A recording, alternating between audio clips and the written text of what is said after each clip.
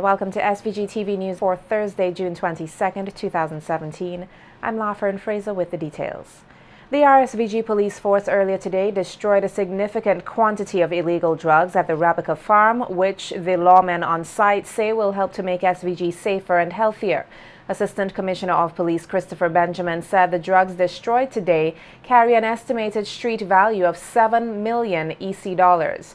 ACP Benjamin said the drugs were confiscated between 2010 and 2016 through joint land and sea operations. With marijuana forcing that's the largest amount. Cannabis, marijuana, over 6,000 pounds with an estimated street value of over 5 million EC dollars. Cocaine, 99.4 pounds with an estimated street value of over 1 million EC dollars, and a small amount of cocaine rock with the estimated street value of just under 100 EC dollars. Cocaine, the cannabis, and the cocaine rock. We have an estimated street value of over 7 million EC dollars. The Assistant Commissioner of Police used the opportunity to speak on some of the measures which were implemented to ensure transparency with the drug destruction operation. Well, we will organize with security measures in place to have the drugs transported safely to this location with security in place. Also, personnel from the forensic lab laboratory, they will be present on site, as you would have witnessed today, to test each package of the drug to make sure what is being destroyed is what we say being destroyed. Alright, and then afterwards, in terms of this fire, you will be here to monitor it and make sure that nobody gets destroyed. Because of the heat right now, we cannot go too close to patrol, but as soon as it dies down, a little will patrol around the periphery and make sure that everything being destroyed. If anything was displaced, we'll put it back into the fire and make sure that it's completely destroyed. The long-serving cop said getting drugs off the streets and destroying them will help protect citizens of SVG, particularly the children and most vulnerable. I feel elated to do such feat because drugs and crime wash no face, and it do have a social psychological effect on society, because you may find where children are involved, sometimes there will be pressure to get involved in using drugs. So we as a law enforcement agency, we are happy to rid society of especially somebody hard drug. 2 Vincentian men and a St. Lucian national were arrested in Belize on Tuesday in connection with a drug bust on a cruise ship. The names of the Vincentians have been given as Desron Frank and Caron Roberts. According to media reports, the trio were on board the Norwegian cruise ship, which was docked at Harvest Cay in southern Belize. Belizean authorities say security officers from the cruise ship searched the cabin of one of the Vincentian nationals, Desron Frank, and found 2 kilos of cocaine. Frank reportedly told the officers that another Vincentian, Caron Roberts, and a St. Lucian national were in on the drug deal. A report from the St. Lucian News Online says the security officer then alerted the Belize police, who arrested all 3 men and charged them on 2 counts of drug trafficking. They have been remanded at the Belize Central Prison. General Secretary of the ruling Unity Labour Party, Julian Francis, described Nice Radio as a monster which has grown out of control. Francis said that while he does not wish to see the radio station owner Douglas De Freitas unable to provide for himself, he believes that many persons have spoken on the radio station without any regard for what they said and the subsequent consequences. That matter ain't reached here yet. That is still to come. So basically, Kenton was writing what he heard Dougie say. But you see, Dougie them talk so much and say so many things that they even forget which one is the current one. And the thought of others coming. I mean, the last thing I want to see somebody go broke because other persons making statements. But when you create a monster, and Nice Radio has been created as a monster, they have allowed every Tom, Dick and Harry who can speak to say what they want on Nice Radio.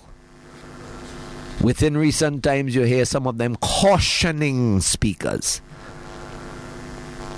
as to control what you say. But in days gone by, anybody who had a telephone and had a chance to go on Nice Radio could say what they want.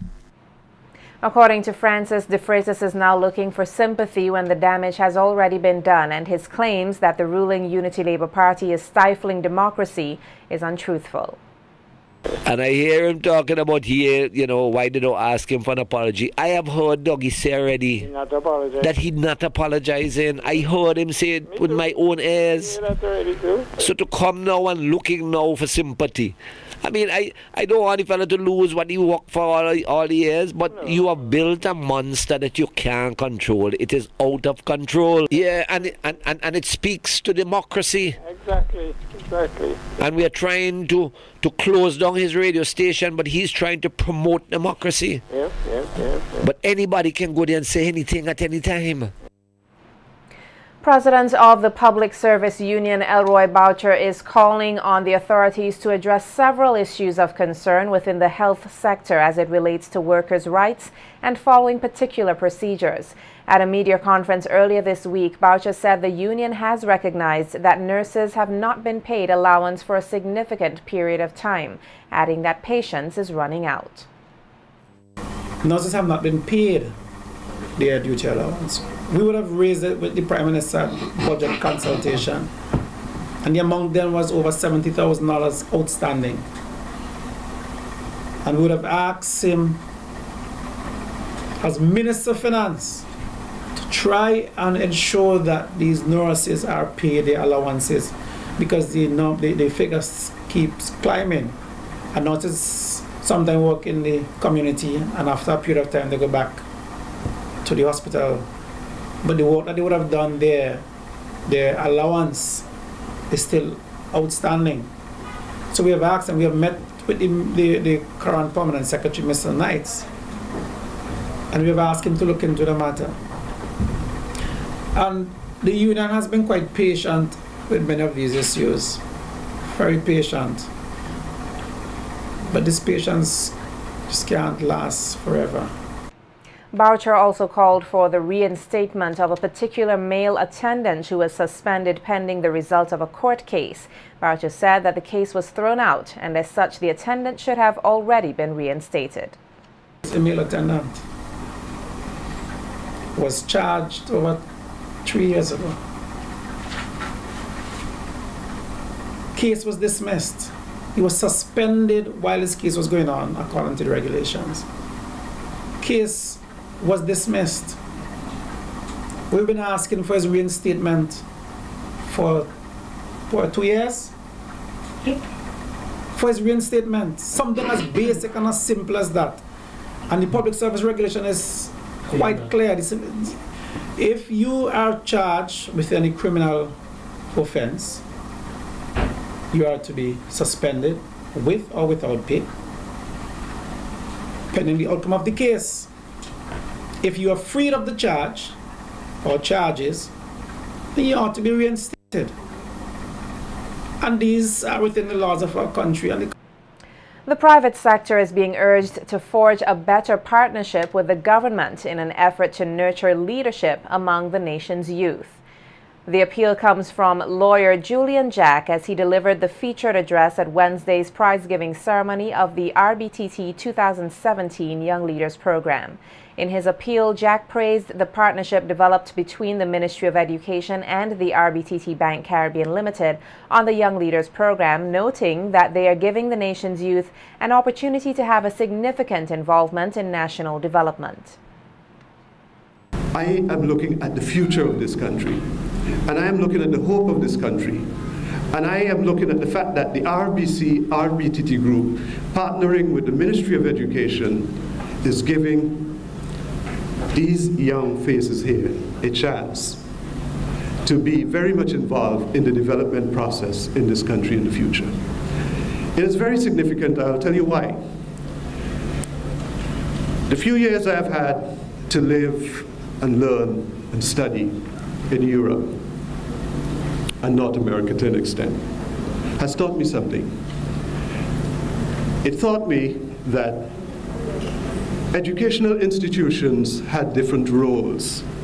There were some that were designed to produce academics, giving them certain skill sets and tools. And there were institutions that were designed to nurture and to grow leadership. Jack urged private sector stakeholders to get on board with the program, which he said has tremendous benefits. It is very important for us to be able to have the sort of partnership that we are seeing here today that would allow for just that, which is to build, grow, nurture leadership among our people.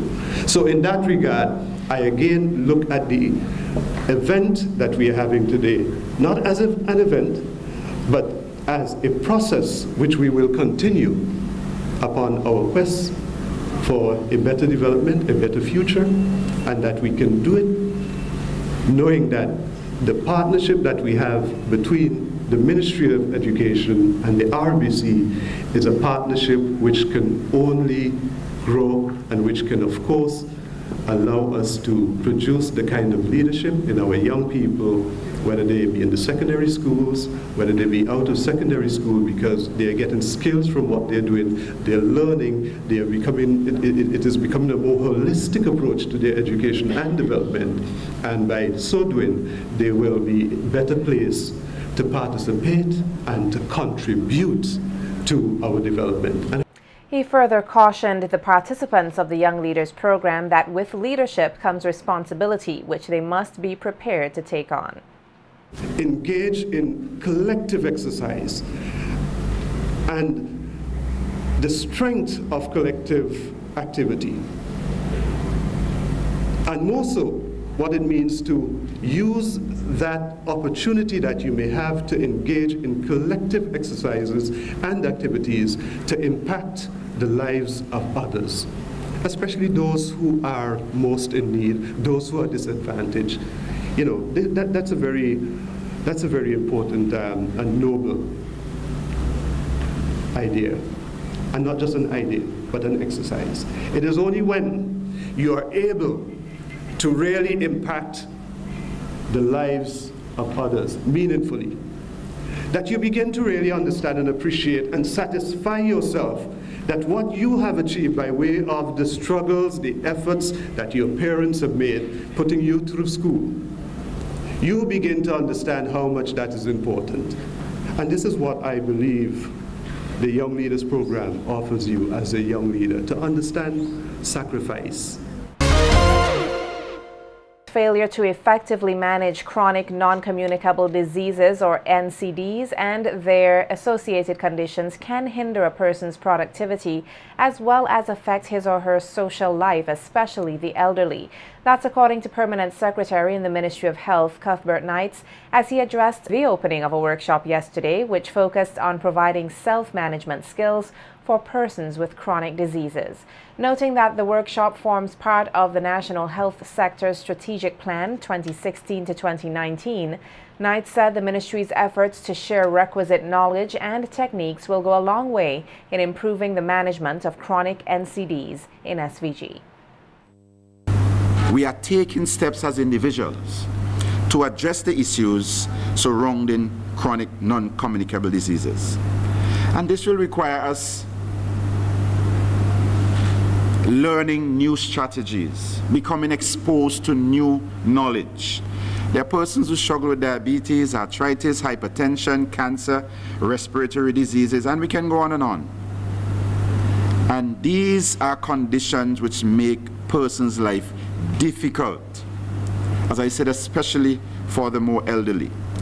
These chronic diseases can also affect our productivity, our ability to really function in the way we want to. Now, it does not prevent us, but the symptoms, the conditions, can really and truly sometimes hinder our full performance, our full productivity. But as I said, we can manage, we can be productive, but not maybe at the level that someone who are not struggling with such conditions or symptoms as are brought on by the NCDs. The Permanent Secretary went on to issue advice to persons suffering from chronic NCDs that while self-managing these conditions is important, it must be a continuous practice.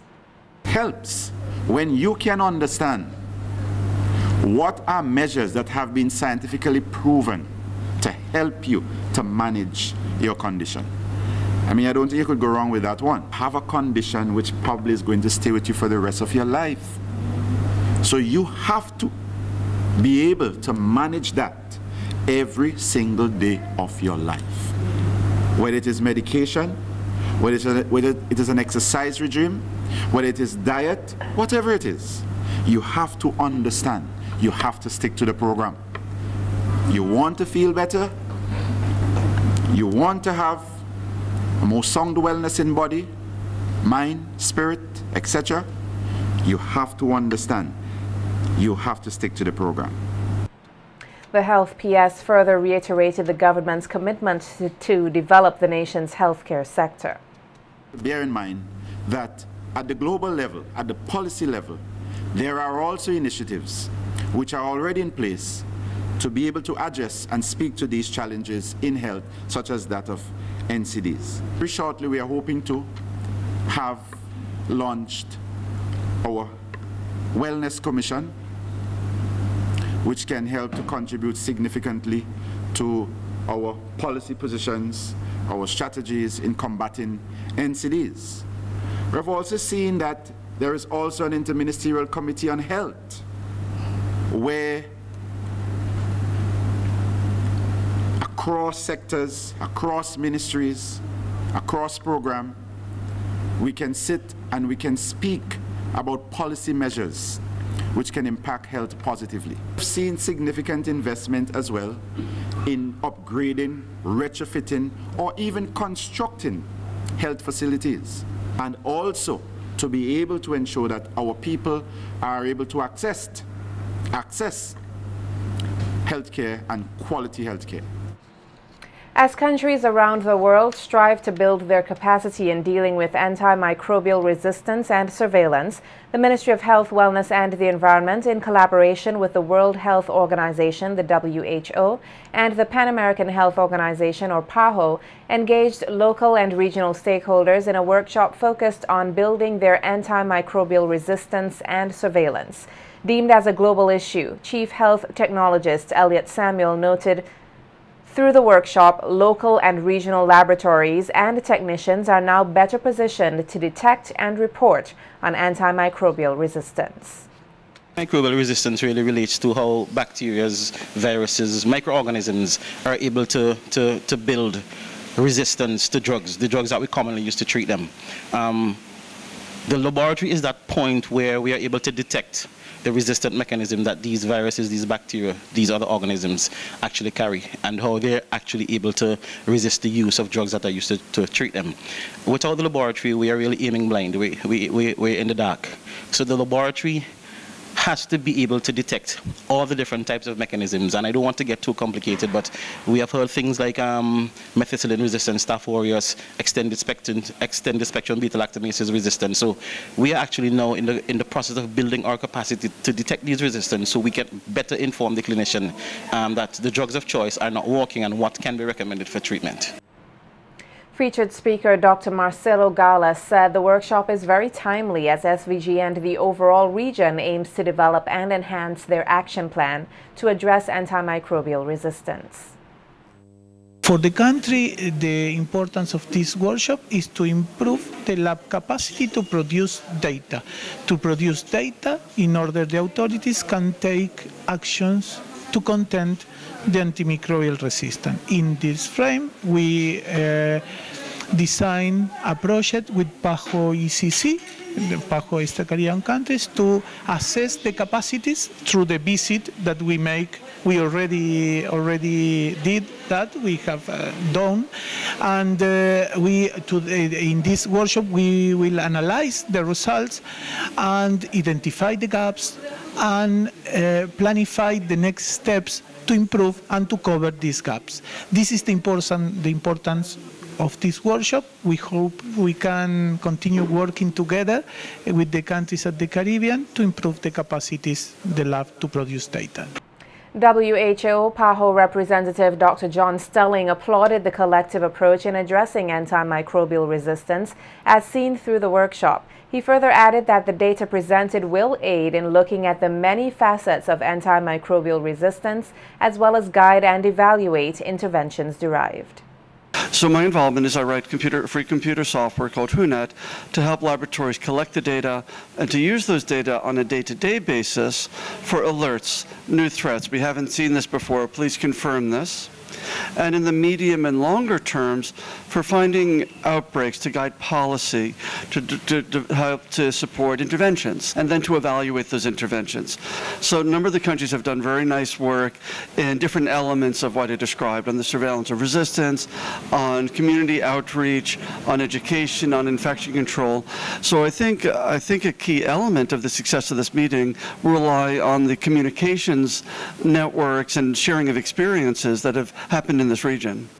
Children who gain their early childhood education in a high-quality designed environment stand a chance to be better nurtured physically, emotionally, and intellectually. That's according to Education Officer in the Early Childhood Education or ECE Department, Esme Williams, in her address at the recently held Early Childhood Education Awards and Prize-Giving Ceremony 2017.